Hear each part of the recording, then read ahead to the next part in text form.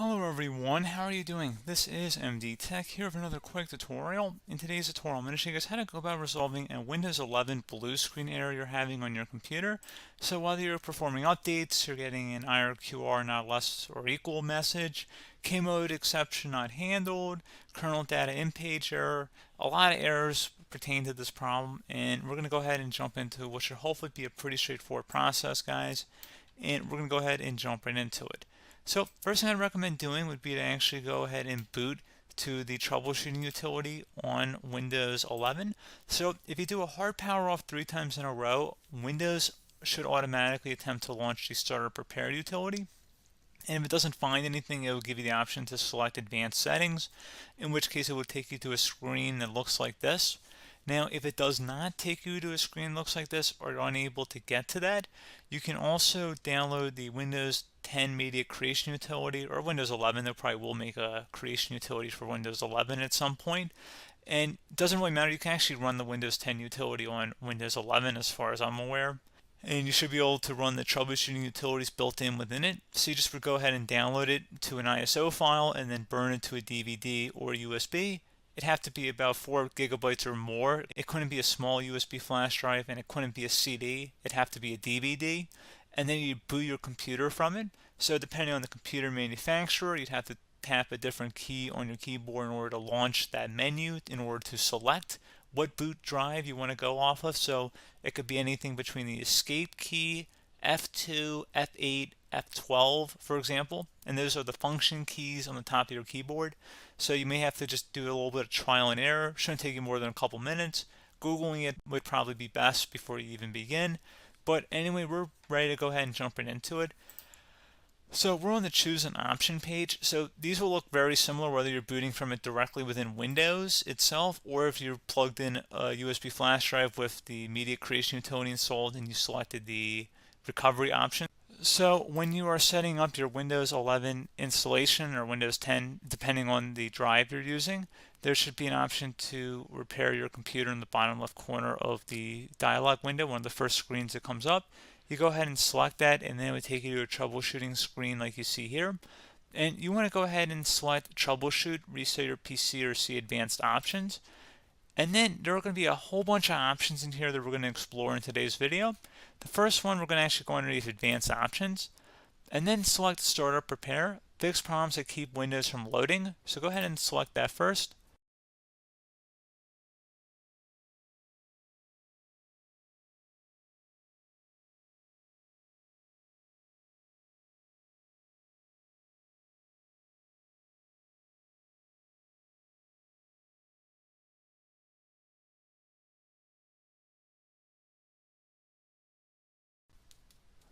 Okay, so you can see it could not repair our PC. That was our first option we could try. Something else, if we go back into advanced options here and then select troubleshoot, we're going to go underneath advanced options again. You can go ahead and actually access safe mode by selecting startup settings. And then if you select the restart button, you have the option on the screen select safe mode with networking, which will give you a key on the screen. It'll tell you which key to press to enter that. I believe it's the F7 key. It'll do that for you. I'm not going to go over that in today's tutorial because I don't really want to go into safe mode, but you're more than welcome to attempt that by going into here and then selecting restart.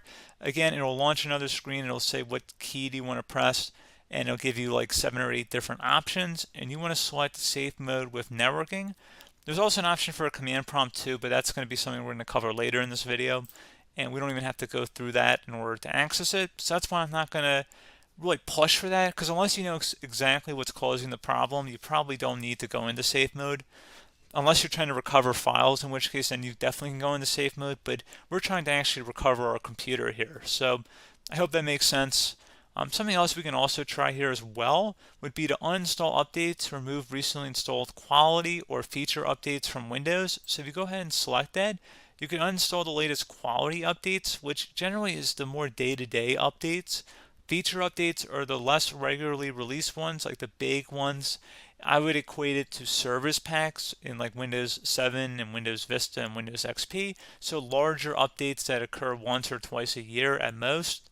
And the quality updates are more just a regular update. So probably obviously depend. It'll take longer if you're going to try and uninstall the latest feature update versus quality update, and maybe you don't need to go back that far. So just giving you guys a couple pointers with that. Something else you can also look at here, and we're going to jump into the command prompt in a little bit, but you can select System Restore, which will use a restore point recorded on your PC to restore Windows. And this is something I would highly recommend here, guys. So select Next. Assuming you have a restore point saved on your computer, you go ahead and select the most recently created one, and you'll select Next, and then you'll select the drive. You shouldn't actually have to select the drive. You can scan for affected programs, but we're going to keep it all default here, and then we're going to select Finish. So once started, System Restore cannot be interrupted. Do you want to continue? I think we're going to select yes. I don't think we have anything better to do on our computer right now, so just give it a moment here to initialize. It will take a couple minutes to run, obviously depending on how large your hard drive is and how much is saved on the System Restore point. So just give it a couple minutes here.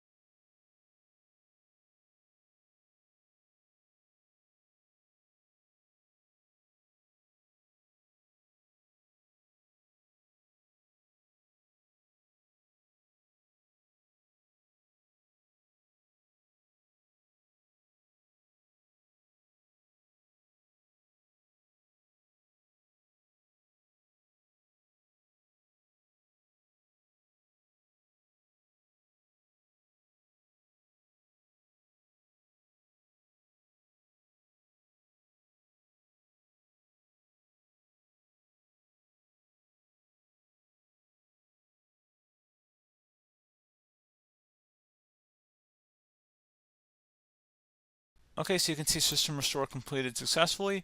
The system has been restored. Your documents have not been affected. Click the Restart button to restart your computer. Go ahead and select Restart.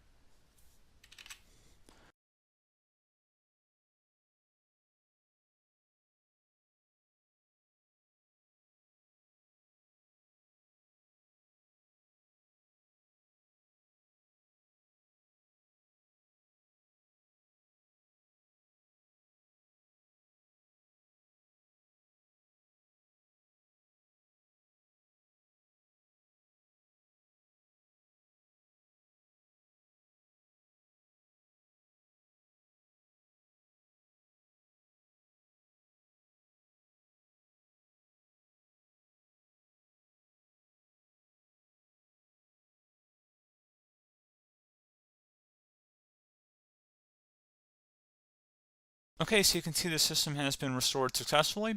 We're going to go over a couple different methods in addition to that if that did not work. So I'm just going to pause the video and we're going to start back on the recovery screen that we started with. Okay, so a couple other things we can try here too. If you go back into troubleshoot, you can select reset your PC, let you choose to keep or remove your personal files and then reinstall Windows. You can select to keep my files, which will remove apps and settings but keeps your personal files. You can also select remove everything, which will remove all of your personal files, apps, and settings. So this is more of a factory reset, the second option here. First option, it should not delete all of your personal files. However, it will pretty much clear most of your programs, and keep in mind, there's no guarantee that your information, number one, is even still available and easily recoverable on your computer to the point that you actually would be able to recover anything. And the second point is that there's always a chance that it won't actually recover and it will just do a factory reset anyway. So there's no guarantee that actually would keep your files anyway. So I would recommend trying to get a recovery tool and backing that up first before selecting it anyway. But again, those are a couple of different options. And then something else you can try here, if you go back to the choose an option. Another option, if you go underneath choose an option and select troubleshoot, advanced options, and now select where it says command prompt. Okay, so the first thing we should do is type our main hard drive here. In most cases, it should be the C drive. So you just do a C colon and then hit enter on your keyboard. So once you're underneath the C drive, we're going to type in dir and then hit enter on your keyboard. It should have program files, users, and Windows all in there. That's how you know you're in the right directory.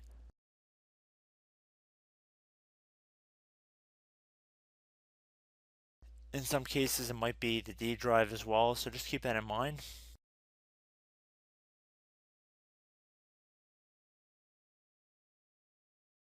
Next thing we're going to do is type in cd space / Windows / system 32 / config,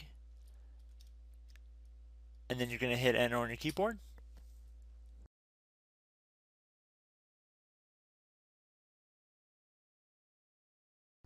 So now you're going to type md space backup. If you've seen other tutorials, it might also say to put down md backup. That's because the backup name is pretty common when you want to back something up. So you can name this whatever you want, doesn't have to be backup. So if you've already made a backup folder in the past, you could do backup 1, for example. So once you're done setting the name you want the backup to be called, hit enter on your keyboard again.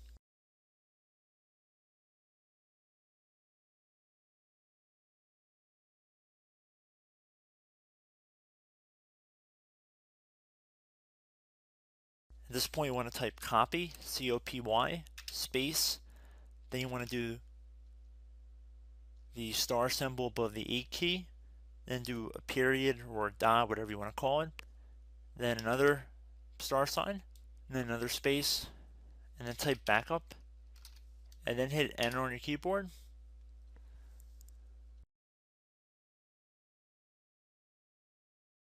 Now you want to type cd reg back, R-E-G-B-A-C-K, and then hit enter on your keyboard. So now that we are under the reg back, so now you want to type dir again, and then hit enter.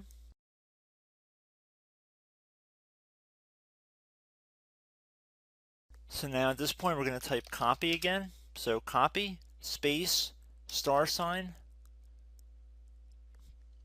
dot, another star sign, space, and then 2 dots. So we're going to type copy, space, star sign, dot, sign, star sign, dot, dot, and then hit enter on your keyboard again.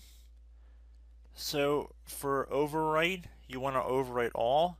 So type A on your keyboard, so capital A, and then hit enter on your keyboard.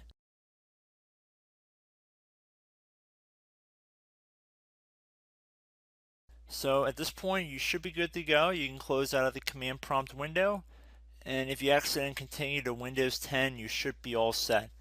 So I hope one of these 3 or 4 different methods we went through in this tutorial helped you guys out.